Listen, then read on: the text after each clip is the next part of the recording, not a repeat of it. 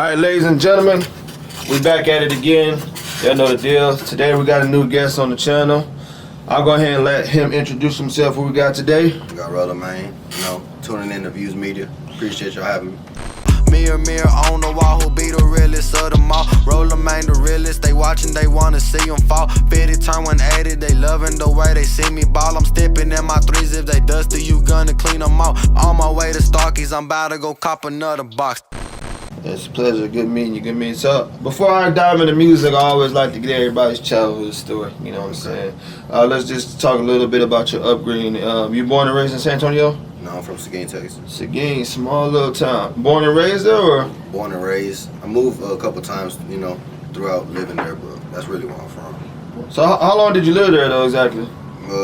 So I was like, I first moved when I was probably about 6. Moved to Schulenburg. Then I went down to, came back to Seguin, San Antonio, just bounced back, but it wasn't no longer than a year.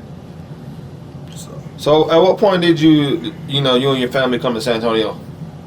I was younger. I was probably like about 5, then about 7. So let's talk about your family upbringing. You know what I'm saying? What kind of family environment did you grow up in? You know what I'm saying? It was good, I had all my people around until, things went wrong, casual things that go down. And then that's when I started getting shipped off to, different places, started going through, CPS and stuff like that. Oh man, and if you could dive into the CPS thing, were you raised in a single parent home? Did you have both parents around? No, it was real. How do I say it? There was a lot of family around. It's just when things go down. Now, I've never had somebody on my channel that went through the CPS situation. So man, just like, what was that like? Did you grow up in the foster system or anything like that? Yeah, I went. Actually, I was up here in like a how do I say it? Like a group home. Then that's when I went to Schulenburg. I almost got adopted down there, but some of my other family members were able to come and get me. Now, living in the group home and stuff like that, I always hear like they treat the kids real bad. Is that true? Oh yeah, no, and the first one here in San Antonio, it was real like how do I say it, like military based. Like that's how the lady was. It just depends on how they are. She was real strict. Certain times, this and that. The one in Schulenburg, that's when things went a little more rough. But that was like a private home, for a family, and those were abusive and stuff. I seen them do some things to my younger siblings, some other kids they had there. But that's why one of the reasons why we actually didn't stay there. So. Well, y'all seeing that, kids getting abused, what are y'all thinking at the time? Like, as in, like, what do I think as when I was that age? Well, just like your thoughts, just seeing that, like, you can't really do nothing. So what are y'all thinking seeing this? I mean, it fucks with your head for sure, you know what I'm saying? And, it messes you up, especially if it's someone you care about. You can't do nothing about it at that age, especially. You can only try so much. So at what point did you get out the system? When I was about in 3rd grade, 2nd grade, the end of it, I came back to Seguin, came to my aunt's, got adopted, something, And where's your parents at during this whole time? Both of them were in prison. They were locked up. Oh, okay, man. Sorry to hear that. That's all good. And how was it being raised by a family member versus being in the in the system? Was things a little bit better for you? To an extent, because at first it was actually, thinking that it was actually one of my second aunt. But then they start getting paid. I don't know, a lot of people don't know that. When you're adopting kids, they get paid. Well, things started going wrong, we're supposed to go back to my mom when she got out of prison, but my aunt was tripping over the paychecks. So she started, abusing us in that household when we were younger too. Several cases opened up behind that, Man. And during this whole time that they're getting the checks, are y'all seeing a piece of that, or they just, they're hiding the money from y'all? Oh, no, we don't. No, we get the bare minimum over there. Sheesh. So you don't know what they do with that money. Do you know the amount of the checks that they will be getting at this time? I don't, but there was 4 of us. 5, really. You do the math. You don't even know what they getting per, you know what I'm saying? Yeah. So. Now, at what point do you get out of that type of environment? What age? So this is what happened. This is how everything started up. I was about 11. I ran away. I ran away one time. I came back and I ran away for good. After that, I was on the run. I had a juvenile warrant until I was maybe about 13, about to be 14. Then I got my first encounter with the cops and I got locked up. So then that's when I actually started rapping. Got locked up at about 14. Caught with some crack, some bud. They sent me off for 6 months. Came home. I was rapping during that time. Came home, got locked back up in 6 months. They sent me off. I went to TYC for about a year and a half. Went on a high-speed chase. They tried to set me up. Some other things happened. And then throughout that time, that's all I was rapping, That's how I expressed my feelings, Just rapping in that journal. So then I came home, started actually trying it on the beat. I liked it. Started getting attention. I like how, it felt getting heard. Kept on with it. Now I'm about a year and a half in. Man, I want to go back. You were locked up. So what made you decide to just, dive into the street life? I mean, that's all I really knew at that age when I was younger. So, was it the lack of the structure, the parenting wasn't around and you think, you chose that route? I mean, you could say that, it could have been partial of it, but I'm not going to say that necessarily. It's just, I felt that was my easiest go-to to, get on my feet at that age, take care of myself, because you got to think I had a juvenile warrant. Couldn't go to school or nothing.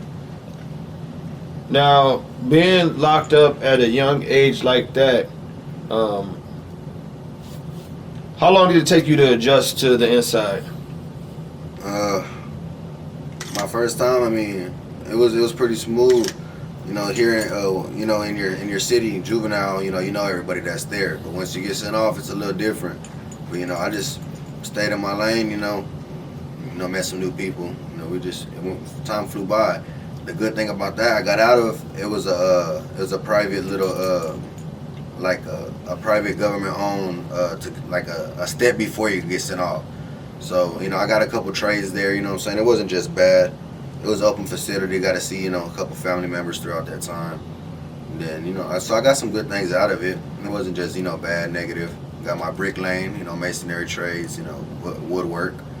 A couple things like that. So. Did you encounter any fights while you was in there? That first time I didn't. I think maybe one time throughout that 6 months, and then my second time I did though for sure. That was a longer sentence. I was gone about a year and a half, going on 2 years in TYC. So there was a couple fights throughout that time. And what's the difference? So for those that don't know, what is TYC? Is that basically like prison for the teenagers? Yeah, it was basically prison for about I think 12 up to 19. It used to be up to 21 or 22, but they changed it. The laws went down. So, it's the age. By 16 to 19 they'll put you together. The 15-year-olds and under, they'll put them on a separate side. But it's pretty much kid prison. So on your first day, like, is it like the movies we see, you fresh meat in there? Is anybody trying to basically, are they trying to test you when you're going in there, seeing if you bought that life? Oh, that's for sure. Well, see, it was Corona real bad when I went to TYC, so they made us quarantine for 30 days straight. It was in a cell, 23 hours, 30 minutes, and only had 30 minutes out for a whole month. That 30 minutes, take a shower, call, do whatever. So once I first came out of quarantine after that 30 days, I already knew it was something up.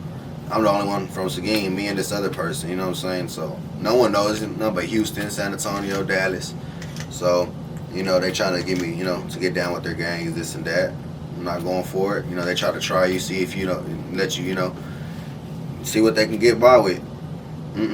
So then got in a fight, I think my first day out of quarantine, my third day out of quarantine, and there was like probably one more after that. They know, who to mess with. Went by that. Man, that's some rough stuff right there. Like, so even the people from San Antonio don't cook up with the Seguin people? It ain't nothing to San Antonio, but I don't know. In jail's kind of weird. They don't really like. I feel like they don't like Seguin people for some reason. It's crazy because y'all right up the damn street. Yeah, we finna be connected soon. It's to be a little metro city. Yeah. No, facts, man. So, now how long did you do in TYC? About a year and a half. I did a little around 9 in and like there, and then you have to do a halfway house and all this other stuff. So what's the halfway house like? It was pretty smooth. It's here in San Antonio, actually, over there by Rolling Oaks Mall. It was pretty smooth, you know. We go on a lot of outings, go mess around in the city, this and that. You just stay out the way. I got to do my community service, so I didn't come home to, you know, have to do all this extra stuff. You know, I was just in there focusing, getting everything ready for when I come home, so I could be on my, you know, be focused. Came home, started going to the studio, and you know, that was that. So what led up to you, you know, wanting to rap? I mean, I had always rap, you know, freestyling, fucking around, whatever. But, you know, once I got locked up that first time, I just got that journal, you know, when I was locked up. And, you know, I just started writing what I felt. And, you know, I started, you know, people would hear me. They liked it, kept on with it. And I liked how it made me feel, you know, it emptied what I got on my shoulders. So I just kept on with it, you know what I'm saying? And it's crazy because I can see the progress I came from the first to now. So I just, you know, everyone tell me not to quit. I'm gonna keep on with it.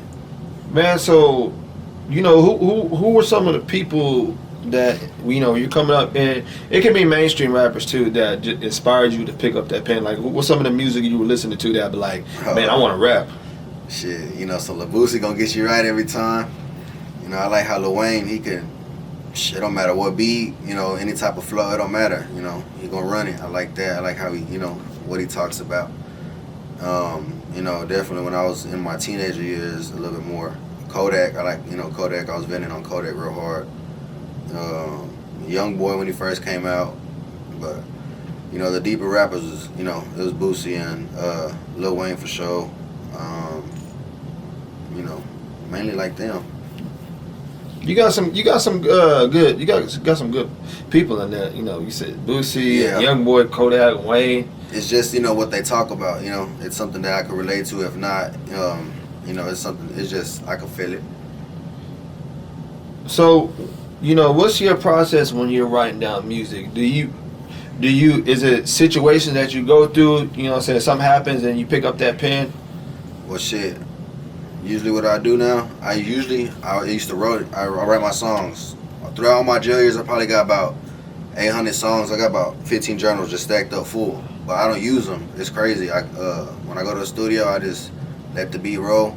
You know, I just, you know, mumble a little bit, you know, freestyle in my head, you know, start feeling, you know, I let the song, you know, bring it to me. So, you know, I feel it, and that's what, I just let the story bring out itself. It's hard to explain, but that's what I do. And then I write, you know, I don't freestyle, you know, too much. I started to freestyle a little bit more though. So, you know, I just create that story, you know, a little book. You know, you coming out of, you know, from being locked up. Is it hard for you to, you know, to get adjusted back to the real? Was it hard for you to get adjusted to the real world again? Personally, it really wasn't. I think mainly because I keep an open mindset, you know what I'm saying? I don't try to just keep my mind focused on that because, you know, you get trapped in that, you know, mindset. It's easy to get stuck to it. So try to, you know, keep my mind busy, occupied, you know, with some goals, you know, stay focused. So when I come home, I can transition to it, you know, and take it step by step. I had to learn throughout the years, just, you know, you can't move too fast. You can't play catch up. You get fucked over like that. You know, I see a lot of people, they when they do come out, they go right back to what they were doing. Is there pressure when you come out from, you know, your peers or anything to, you know, they try to lure you back into, you know, whatever you did before? Yeah, I mean, it's not really about the peers. It's more about me, you know what I'm saying? Because that's the mindset I'm already, you know, I have. You know, it's one of my go-tos, just, you know what I'm saying, what I'm best at, you know. You know, I like to have my feet on a little bit of everything. So, you know, I don't try to go back to it. You know, I do my best to avoid it, you know, but whatever happens, happens, you know what I'm saying? Try to keep myself busy from going back to that. Did you know, have to cut anybody off? Negative energy, maybe? Oh, yeah, I've had to cut off, you know, a lot of people. I've cut off, I mean, blood, whether it was, you know, brothers, you know, cousins, uncles, whatever, you know, close friends that I felt was brothers or whatever. But I had to cut off a few just because, you know, well, you know, especially when you do time, you're gonna see who's really with you. You're gonna see, You know what I'm saying? Whether it's just a letter, you know what I'm saying? That take about 5 minutes throughout the day. It's free, maybe about $5 at most. You don't get no letter, you know, they can't accept the call, you're gonna see who really with you. You know what I'm saying? They check on you throughout the day. You know what I'm saying? Someone that cares about you won't. You know, you're gonna see a lot of secret animosity. That's really what it is, you know. I had a couple situations where I had to cut off some people, you know, because from a distance I could see it, like through the shadows, you know, I hear about it, you know what I'm saying? It was just secret jealousy. But, I mean, you just got to work with it. Just, you know, keep your eyes open. That's really with everybody. Man, there's a lot of good stuff right there. A lot of good stuff. So what keeps you motivated doing the music, though?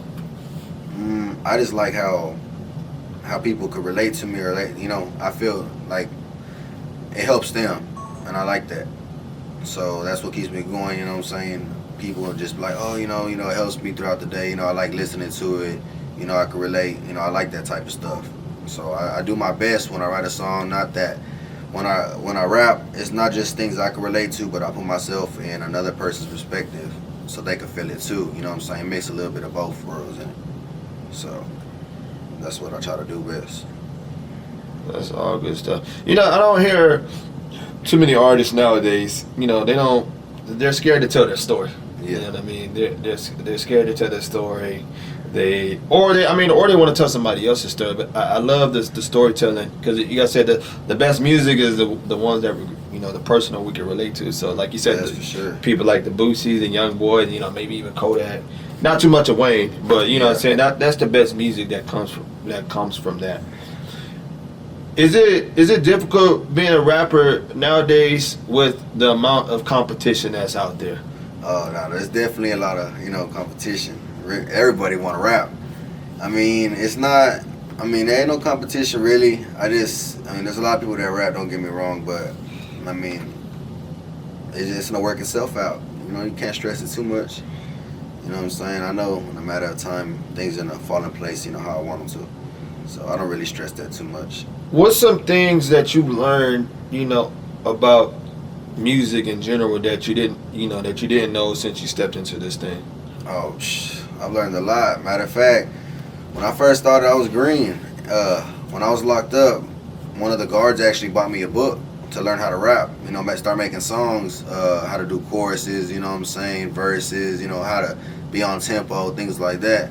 So, you know, started learning things like that. You know, I had to learn a lot of things, you know, about delivery, you know, just about making music. You know, outside of music, within music though, you know what I'm saying, like just business-wise, you know, I learned it could be pretty janky. Things can get mixed up quick if you're not, you know what I'm saying, everybody's not on board with everything. Which I give you, you know what I'm saying, I give you props, because at least you're educating yourself on the business, because people come in here, they think, I'm going to go to the studio, put a song out, and it's that. Like, they don't. A lot of people don't know, man, it's a lot of work just to one song. One song, I've worked on one song for some days, you know, maybe a week. You got to let things cool down a little bit, be on your head too much. You know, just one little mess up could throw off the whole song, really. Do you have anybody, you know, around your camp that you show songs and they be like, that shit is trash, don't put that out? See, you know, that's what I like to have around me. I don't like someone that just you know, just because they fuck with me, be like, oh, that hoe's hard, you know what I'm saying, this and that, nothing's wrong with it, no flaws. No, I like someone that's correct it, you know, tell me what I think, you know, what I could do better, what I could fix, you know. So I have a lot of people like that around me for sure. So you're real big on quality versus, you know, yeah, quantity. At first, I'm not gonna lie, I was, you know, a little bit more on quantity, but you know, that's with anything in life. You don't want quality over quantity. You know what I'm saying? So, you know, throughout, you know, my songs, you know, I started learning and just focus on this one, then bouncing around, you know, perfect it, move on, you know, because that's going to take you a lot more further in the long run. So that's what I'm working on now still to this day, you know. You could always make that better.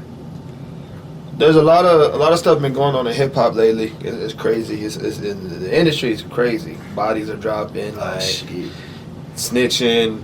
You know, just a lot of rappers going back and forth on the gram. Do you, when you look at a lot of this stuff, do you try to move a certain way with everything going on?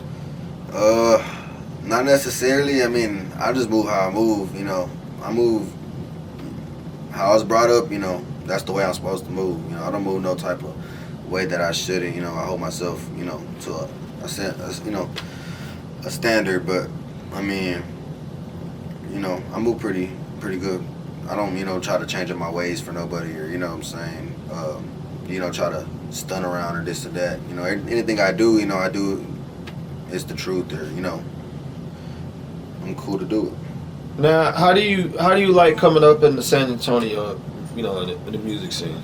Oh yeah, shit, San Antonio doing that thing right now. You know, I'm down the street trying to get a part of it. You know what I'm saying? I'm trying to, you know, not step on any toes, but I'm trying to get a piece of that pie. You know, they put it on for Texas for sure right now. I ain't even gonna lie to you. Who's some of the artists that you see out now? You know, even from San Antonio, you know, Seguin, or you know that you want to work with eventually. Throughout Texas, I'll say some artists. I don't know if you had heard Yonzo the Young, and I know he had passed. Hey man, You know, rest in peace. But Hey, and I hate to get off track, but rest in peace, Yonzo. I actually have his only interview. So yeah, man, that's one of the things I was like, you know, I'm grateful to be on this, you know, channel, because, you know, hey, I fuck with his shit. I was locked up. I came home and I heard of him. I think about a month out, I had heard he passed. I was like, you know, he hard. Yeah, man. He's and you know, I like to tell everybody that hasn't got to met him, you know, he was just authentic on the music, off the music, and very, you know, and he did probably have a gangster side. I never got to see it, but he was very professional and respectful and down to earth, man. So yeah, man, yeah, his music hit different every time, you know, so I could feel it. So I'm still interested in, you know, trying to make something, you know, with maybe one of his open verses or something for sure. But you know, some other rappers, I ain't gonna lie, Izzy 93 doing this thing right now. I seen him, you know. I think we can cook some up. Trap a lot, you know. Got something coming with that. Man, bigger artists, I'd say, you know, Finesse 2 times. Yeah. I gotta get that. And Lil Baby, you know what I'm saying? Kodak, them 3 right there, you know. That's off the rip. I'm gonna need that. So that's something for, you know, maybe a couple years down the line, depending on how fast things move. But, you know, right now I'm just taking step by step, you know, focus, you know, locally, and Texas, trying to put on for, you know, the South. So when you're outside of doing music, you know, on your personal time, what are some, you know what I'm saying, what are some stuff that you like to do though, you know, say outside of the music, you know, as far as you know, one thing I learned throughout my years of life is just, I learned you never know when things can go wrong, get locked up, you know, you might pass or something. Enjoy time with your family. Because, you know, whatever you got left, that's, you know what I'm saying, that's all you got left. You only live once. So, you know, memories, you know, I value that, you know. I learned just to make as many as you can, because you never know when some shit go down, that's all you got. So, I like to chill my family a lot, you know, to go through, you know, go do some things. I like to go out a lot, whether it's just, you know, the movies, you know, amusement parks or something like that. Swimming, I like to swim, you know, the river. So, you know, I'm a environmental person. I like to get, and this one of the things I like to get these type of interviews, because, you know, I like to know more about the artist than just them rapping on the mic or what I see on the videos. I like to get the, you know, saying the one-on-one questions that people might not get to see. So it's a good thing that you're able to, you know, to come on this channel. Yes, sir. And appreciate that. Speed is back on camera again. Back with, you know, RollaMayne, another one of your artists. So, Speed, I want to ask you, how did y'all even link up? How we originally linked up was last year in 2022. Rolla hit me up because he wanted me to shoot a music video for him, and then how we ended up doing that was he had like this little house party or whatever that he was throwing. That was like, he was telling me he's gonna be lit as fuck and shit and everything. So after we locked in and I pulled it up and shit, then basically we shot the video for that shit, and it was pretty fucking dope, because when I was like around him and his homies and shit, it actually helped me to create like the little relationship with some of them, and some of them actually hit me up to do videos and stuff now, so probably a few of them might actually have some videos that are dropping pretty fucking soon too also. But from Rolla hitting me up and then showing me how he was like motivated to work, and he was trying to you know, do everything he was trying to do with his music, it was pretty crazy too, because I really didn't know that much about him. And then, you know, he's talking about he's from Seguin, And like a fun fact about me is like when I moved from Chicago and came to Texas, the first place that I ever was at and I ever even lived or anything was in Seguin. So I got like a whole little crazy little history about me and Seguin. So like some of the stuff that Rolla talk about in his life, you know, since I've been in Texas, man, Seguin is a crazy place. Like, you know what I mean? Like I've been through more shit in Seguin than I've been through in any of the major cities or anywhere I travel in Texas or whatever. So like, you know, it's pretty crazy. But Rolla, he got a really crazy ass work ethic. He really motivated about his music. He's really serious about all the shit that he's trying to do. So I already supported that when he hit me up just as a cameraman to shoot for him. So then when he wanted me to become his manager and stuff, this was just even like a month ago, really. You know what I mean? When him and Wap both hit me up around kind of like the same periods, you know, talking about shit. And then, you know, we locked in. So now we here putting in work and we getting shit done. And that's really what it's all about. Shout out to Seguin. I got some memories I don't want to speak on camera, but you know, I got some. Yeah. Shout out to T Woods and Seguin and shit too, bro. T Woods, bro. T Woods, he can't sleep on Seguin, you know. For real, bro. T Woods that man, bro. If you don't know about T Woods, Seguin. Man, look. For real. Man, oh, man. So, Rolla, what was it about Speed that made you want to work with him?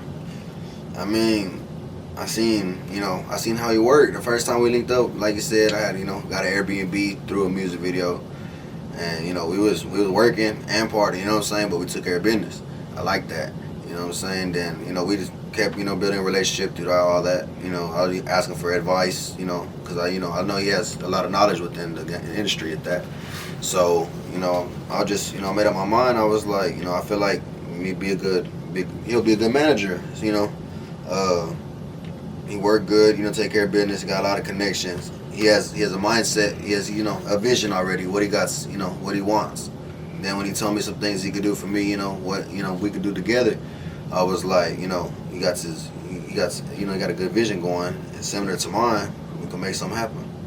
So we're gonna take flight with that. What's the chemistry like y'all two working together though? As in how though? Yeah, I mean, like, you know, overall, how do y'all like working with each other? I mean, yeah, it's pretty good. You know what I'm saying? I fuck with Speed. It's pretty, you know, smooth. Take care of business, you know. You know, you negotiate a couple things, you know, but everything always gets done. So. Is this the first manager you ever had? Yeah, it's the first manager I ever had. So what's the agenda like on a day-to-day basis for y'all, or, you know, month to month, week to week, like as far as planning? Y'all plan a lot of stuff ahead? All right. See, with me, I already got a lot of things planned ahead. You know what I mean? I got a lot of stuff that's happening in my life, you know, as a professional, and in the things I'm doing, even just as a cameraman and as a journalist. But then as far as managing my artists, I kind of look at it like I'm not a selfish ass motherfucker, you know? I'm not really just thinking all about myself. If I'm going to put, whether it's a homie or anybody on with anything that I got going, if I know that you're really passionate, if I know that you're really on your shit, then I don't look at it like it's a liability. I look at it like it's somewhere where we can both compromise and advance mutually with our goals in general. And like I even said in the last interview, like, respect is the main thing with me for sure. Because people don't really know a lot of the stuff that I be doing. They don't even know how I even navigate or do things like how everybody else is. I'm not really all about being in the spotlight a lot. I'm not all about trying to get all the attention and the credit and stuff. So at the end of the day, when I'm making things happen for my artists, I look at if I got something going on, then outside of myself, it's like, what can I do outside of that to put them in the right position and then get them something that's going to help them out outside of just myself? Because to me, I've probably been doing this for a decent amount of time where I can kind of fill in the blanks a little bit in areas where I might not always take advantage of that because I'm focused on what I'm just focused on as being a cameraman or a journalist. You feel me? And a lot of people don't even know either. Like Rolla and Wap, they not my first two artists that I've even managed. I've been managing artists since even about the first year since I started shooting. I just wasn't making it a big thing. You know what I mean? It's a lot of stuff that I was doing that even a lot of cameramen that they started doing now as time has been progressing and as the trend has been going up, as cameramen have kind of been, I feel like, holding the torch to push the careers forward for a lot of artists, but people don't like to recognize that or give credit to that, you know what I mean? So as far as dealing with Watt and Rolla, I look at them as two artists where I've learned, you know, I've been through some things and seen some things. I kind of see how promoters are, how the industry is, and what's what, where I know that regardless of what I got going on, it's not a straight solo campaign mission. You know, I can still bring in people that I'm associated with and I work with to put them in the right positions to get things to advance their career in the right direction. So that's how I look at it mainly with Rolla. That's the day-to-day basis where I have things already set up even months and even in the next year in advance. But as long as Rolla's down, as long as the team's down and everybody that I fuck with, they down for the ride, they trust me, then we gonna make things happen the way it's gonna happen type shit. Shit show. Rolla, before he started managing you, did you ever feel like you needed a manager? To be honest, I mean, type of way I think, I'm like, I'm gonna get it regardless, you feel me? Manager or not. But I mean, I got out of county, I ain't gonna lie, probably about a couple months ago, and I was in there about 4 months. So I was like refocusing myself. I was like, when he step it up with his music shit, you know what I'm saying? I'm doing good, I'm getting numbers and, you know, locally, you know. So I gotta step it up, expand. I was like, you know what I'm saying? You know, just I followed through with it. And we're gonna see where it takes us now. Would you consider Speed like a coach to you? You know, some things that he kind of corrects you on, you know, feedback? Oh yeah, for sure. You know, he gives me his output. That's, you know, like I said earlier, that's one of the things I like. You know, I show him, you know, my unreleased stuff before I put it out, actually, you know what I'm saying? Get his mind, you know, what he thinks about it, what I could, you know, change. So, I mean, he coaches me, you know, and then whether it's, you know, I don't have a performance, whether it's, you know, music, just, you know, things in general, you know what I'm saying? He'll tell me what's best, so. I want to go back to you, Speed. Do you try to limit the amount of shows that he does so, you know, people don't get tired of seeing it? Because we see that happen a lot. You have artists that perform every week. Yeah. If I want to be honest, I don't give a fuck about none of that. Because I look at it like, for one, I have a mindset where I'm not from Texas. I'm from Chicago. So the fact, even since I've been out here, I've been in Texas since 2014. I've been here for almost 10 years. And I can still run into people, and even professionally or personally, whatever, they still look at you and treat you like you're an outsider. So it doesn't really matter what you're doing or what direction you're trying to go, because you're not necessarily from the city or you don't have roots here and there. Even sometimes they don't even want to help you out or really want to support you. Like, that's even the thing with cameraman that people don't understand, even with artists. Like, if you're not from, like, San Antonio, you can have artists and stuff that might like you or fuck with you or see you. I'm not even saying people say the same thing for me. I don't give a fuck about that.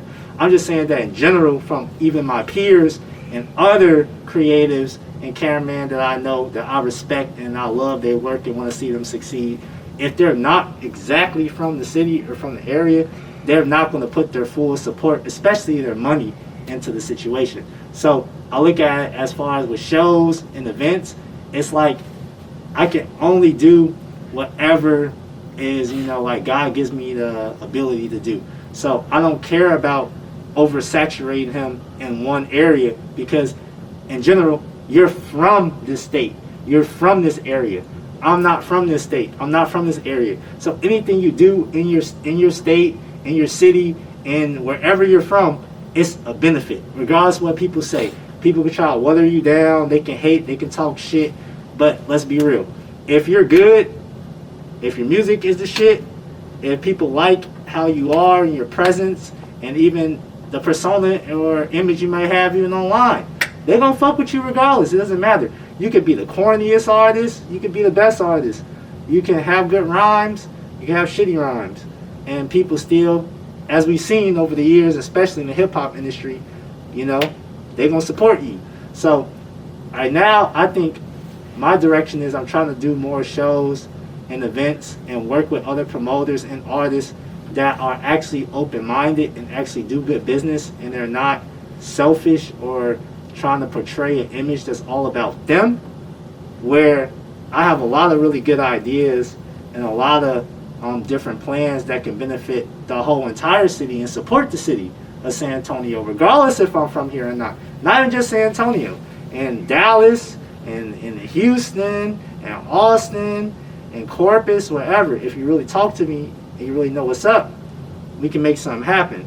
But I'm not thinking about putting my artists in too many events or situations, because they just started doing some of their shows. So it's like, it's kind of naive to try and limit something that I have no right or no power to be limiting. You know, this is his life, this is his career, this is his future. All I could do is support. All I could do is do what I can to push him in the right direction. And even he asked me with certain shows and stuff we got coming out now. You know, I got him, you know, I'm set up so we can perform in South by Southwest for the first time, you know, in a couple weeks. So in my head, regardless of how everything is or whatever, I look at those things as a step forward in the right direction. Because if we didn't have that before, and now you got that now, it's somewhere we can build from. It's another direction, another path that we can take that you may or may not have had before. So I can't think about oversaturating you or putting you on too many shows, because we're not even there yet. If we get to that point where, yes, you're doing too many shows, it's not working, or we're wasting money or losing money, or you're not really getting a good crowd, that's a conversation for the future, if that's ever a part of the future. But I'm not even thinking about that as being the future, because I have faith in Rolla, I have faith in WAP, I have faith in my whole team, I have faith in myself, I have faith in God, that we're going to be able to do everything that we're meant to do. And I don't care whoever doubts that or feels whatever they feel, they're not going to get in the way of that. At the end of the day, all the people that I know are right for that path and for that event, that plan and ultimate vision, then they're going to gravitate towards us. We're going to put in fucking work, we're going to get shit done, and we're going to make history. Just like a main thing a lot of people know with me, especially cameraman. If I really fuck with you, a quote that I always say to everybody is keep making history. As long as you're making history, as long as you're making progress, as long as you're going in the right direction, I can't hate at you at all, bro. I can't look down on your hustle or nothing, because we've all been through all types of shit that we speak on and don't speak on. But at the end of the day, as long as you're getting to the bag, as long as you're getting to the ultimate point of success that you're striving for, I think that's really what it's about. Most definitely. So what y'all boys got coming up? You know, say for the rest of the year, Rolla. You know, what I'm saying, what's some things y'all got lined up that y'all can speak on? You know, March 17th, we got South by Southwest for sure.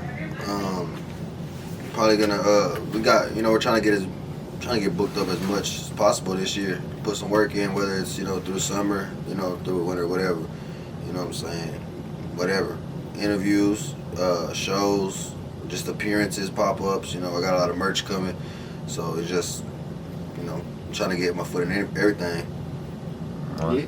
And then I already have situations set up and negotiating even right now where we can do shows in other states also outside of just Texas.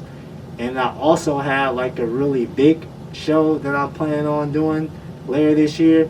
I'm not really trying to reveal the artist or anything that I'm trying to go for, but hopefully if things work out the right way, if the numbers seem right, if the business seems right, then it can be another show that comes to even San Antonio if I actually have the right promoters and actually the right people to, you know, work with me to make this happen.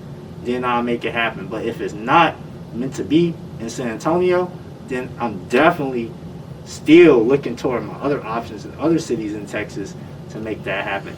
But, you know, it's one of them things where, because it's a really big show that I'm kind of passionate about, especially even getting my artists on and even other artists in the scene that I personally fuck with and I respect, I want to get them on to it also. But I'm not trying to make it like when I do my first little big show to help out my artists and to do the things that we want to do. Everybody's trying to look at it for a quick little cash grab or opportunity to get clout, because I'm the wrong nigga for that. I'm about work. I'm about progress. I'm about trying to do things that lead us in the right direction, not all the little, small things that aren't going to really matter years and years later. That stuff's temporary. So all the moves that I have going on, people gonna find out about, people follow me online or got me on social media, they'll see stuff pop up. But at the end of the day, I don't really care about all the social media stuff. It's all about once I say it and I know it's gonna happen, it's gonna happen, period. If I put it out there in the world, then it's definitely gonna happen. I'm gonna make sure it's gonna happen. But even the stuff I'm doing in the background, the shadows I don't speak on, that's still gonna happen regardless. I'm just looking at all the the moves I have in front of me, and I'm trying to make sure I do the right thing and make the right choices so that my people can get what they really need out of it, where it puts them in the right position, because I don't really need that much to really put me in the right positions, because I've already been working and doing that every single day. Look, fellas, it was good having y'all on. You know what I'm saying, Rolla? Pleasure meeting you, man. You got a good story, man. You know what I'm saying? Just jumped in the conversation. Look like you got a good head on your shoulders, man. So I just want to tell you, I tell this a lot of artists, man, just stay focused. You know what I'm saying? Like you said, you say you move a certain way. Just whatever you're doing, just keep doing it. Because, I want to see you win. You know what I'm saying? I appreciate that. You look like you've been through a lot. Yeah. You've been through a lot. Just from this hour, just talking to you, man. So I just want to tell y'all boys, just keep grinding, man. Stay focused. You know what I'm saying? The sky's the limit for y'all. All right. I appreciate you having me.